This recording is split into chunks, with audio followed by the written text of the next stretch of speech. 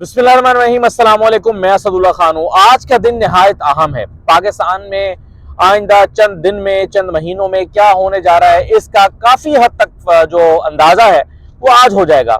आज national security committee की meeting बुलाई गई है और ये नेशनल जो कौमी सलामती काउंसिल कमेटी है, इसकी मीटिंग बुलाया जाना क्यों इंपॉर्टेंट है और ये कैसे पता चलेगा कि इस्टेब्लिशमेंट इस वक्त क्या सोच रही है। क्योंकि बहरहाल फैसला इस्टेब्लिशमेंट के इशारे पर ही होना है पाकिस्तान में कि इलेक्शंस की तरफ जाना है या चीज़ें जो है वो कुछ मुख्तलिफ होनी है। तो आज जो सबसे पहले तो ये देखें कि ये मीटिंग क्यों बुलाई गई है। तो बुनियादी तौर पर इस मीटिंग का बुलाया जाना इस बात का इजहार करता है कि जो हुकूमत है वो ये पोस्टिंग करना चाहती है, वो ये बताना चाहती है, दिखाना चाहती है कि जो इस्टेब्लिशमेंट है वो हमारी पुश्त पे खड़ी है। ये तासुर देना मकसद है कि इन हालात में इस्टेब्लिशमेंट हमारी पुश्त पे खड़ी है।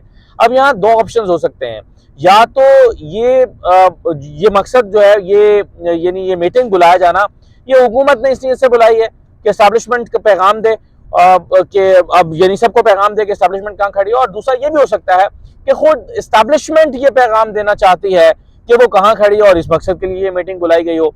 लेकिन बहरहाल कल की जो इनफैक्ट आज की अब तो 12 बज चुके हैं, आज जो मीटिंग होनी है उसकी जबान से पता चलेगा कि इस्टेब्लिशमेंट क्या सोच रही है।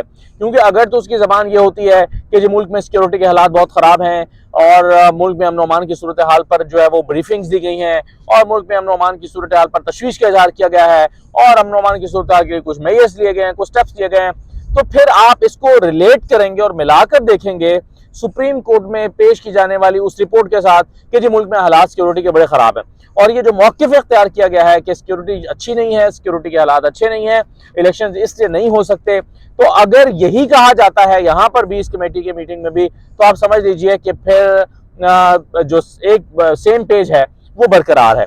लेकिन अगर ये नहीं होता और उसका एलामिया ज़रा मुख्तलिफ ज़बान के साथ आता है, बहरहाल हम उस एलामिये को ही एनालाइज कर पाएंगे और देख पाएंगे कि एस्टेब्लिशमेंट जो है वो उसका इस वक्त इलेक्शंस के हवाले से हुकूमत के साथ खड़ी होती है या सुप्रीम कोर्ट के फैसले के साथ खड़ी होती है। तो हो सकता है कि कल हम इसको एनालाइज कर पा रहे हों और सिक्योरिटी कमेटी का जो एलामिया है वो बड़ा इंपॉर्टेंट होगा।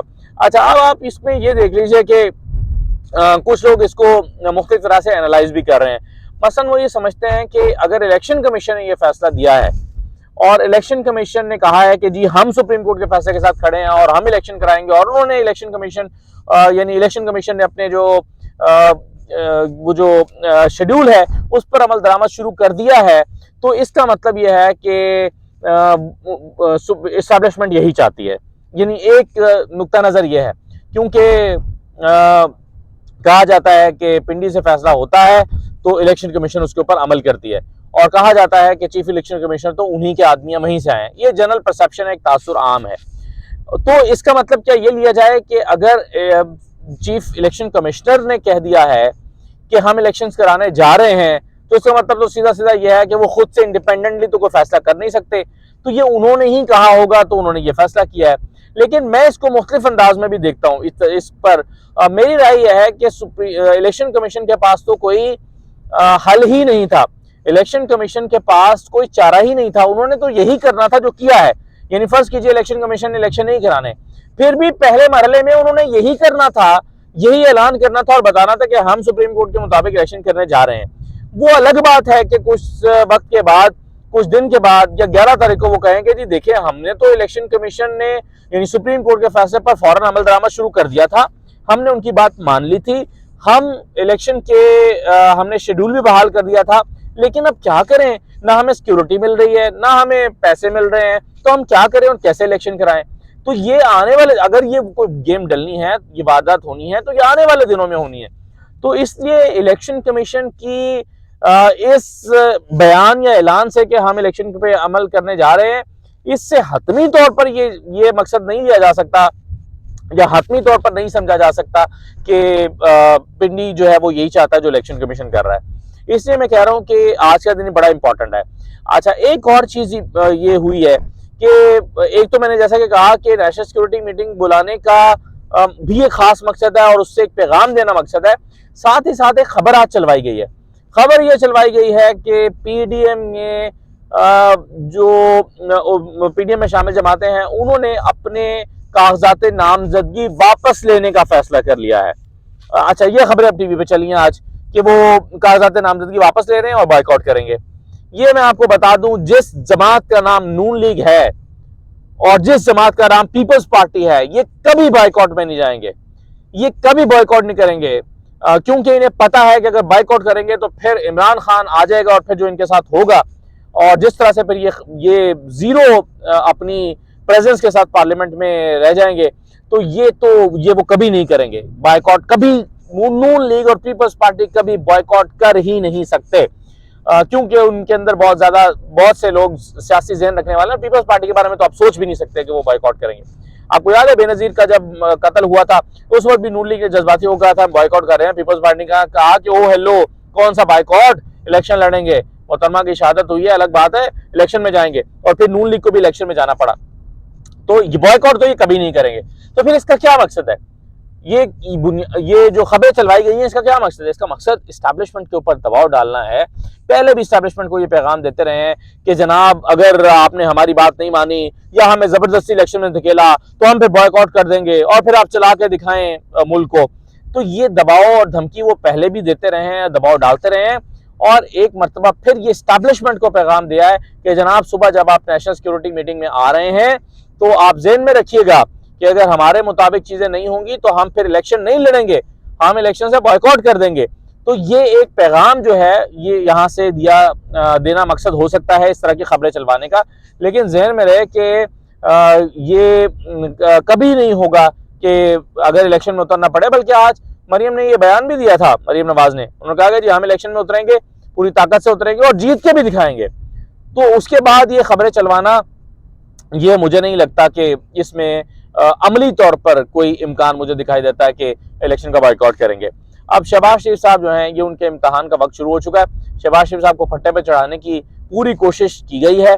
मरियम नवाज, इरफान कादिर, मैं ये कल भी कह चुका हूँ, आज भी कहा दिन में, कि ये पूरी कोशिश कर रहे हैं कि किसी भी तरह जो शहबाज शरीफ साहब हैं वो नाअहल हो जाएं तो हमें क्या फ़र्क पड़ता है, हमारे ख़ानदान का एक शहीद हो जाएगा, हमारे ख़ानदान का शहीद हो जाएगा और हम उसका फ़ायदा उठाएंगे। तो शहीद जो हो रहा है उससे पूछो भाई, उसने भी शहीद होना है या नहीं होना। वो ज़बरदस्ती आप उसको शहीद करके सियासी फ़ायदा उठाना चाहते हैं तो शहबाज शरीफ साहब मुझे नहीं लगता कि वो शहादत के लिए तैयार हैं। आज जो उन्होंने करारदाद पेश करवाई है और पास करवाई है, वो मैंने दोपहर आपको पढ़ के सुनाई थी, जिसकी सबसे खतरनाक लाइन ये थी कि पार्लियामेंट, काबीना और प्राइम मिनिस्टर को पाबंद करती है कि वो सुप्रीम कोर्ट के फैसले पर अमल दरामद ना करे। लेकिन ये इतना आसान नहीं है, शहबाज शरीफ साहब ये जानते हैं। और अगर कल आज मैं मालिक साहब से बात कर रहा था तो मैंने मालिक साहब से कहा कि 11 तारीख बड़ी इंपॉर्टेंट है, पता चल जाएगा पैसे दिए या नहीं दिए। और वैसे तो खैर कह दिया उन्होंने कि हम नहीं देंगे, लेकिन उसके बाद तौहीन अदालत होती है या नहीं होती। तो मालिक साहब का ख्याल था कि नहीं, उससे पहले 7 तारीख भी आनी है, यानी कल का दिन, यानी आज का दिन, और 7 तारीख जो है वो ज़्यादा इंपॉर्टेंट है, बड़ी इंपॉर्टेंट है, क्योंकि इसमें कमेटी से जो है वो चीज़ें सामने आएंगी। देखिए, एक बात समझने की ज़रूरत है। मान लीजिए कि इमरान खान एस्टैब्लिशमेंट को कबूल नहीं है, मान लीजिए, ठीक है, नहीं चाहिए, इमरान खान नहीं चाहिए, ठीक है, नहीं चाहिए जी, इमरान खान नहीं आना चाहिए। तो भाई हल इस वक्त क्या है? अगर माइनस इमरान खान कोई हल है तो आज तक वो इम्प्लीमेंट क्यों नहीं किया जा सका? और 1 साल में पिछले इस वक्त मुल्क का जो हाल हो गया है, इससे निकालने का कोई फार्मूला अगर किसी के पास है तो वो लगाया क्यों नहीं फार्मूला? उस पर अमल दरामद क्यों नहीं हुआ?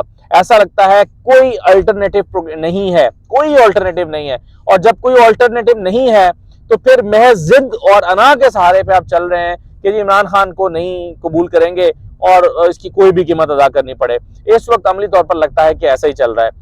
तो दूसरा आखिरी बात मैं आपसे कह दूं कि देखिए, सुप्रीम कोर्ट से परसों मैंने कहा था कि जिस काजी फैज़ साहब को मैं जानता हूं और जिस तरह से मंसूर अली शाह साहब के हवाले से चीज़ें बाखबर लोग जानते हैं कि वो किस तरह से मुतहरिक हैं, तो उनकी तरफ से मैंने कहा था कि एक्सपेक्ट कीजिए कि कुछ किया जाएगा।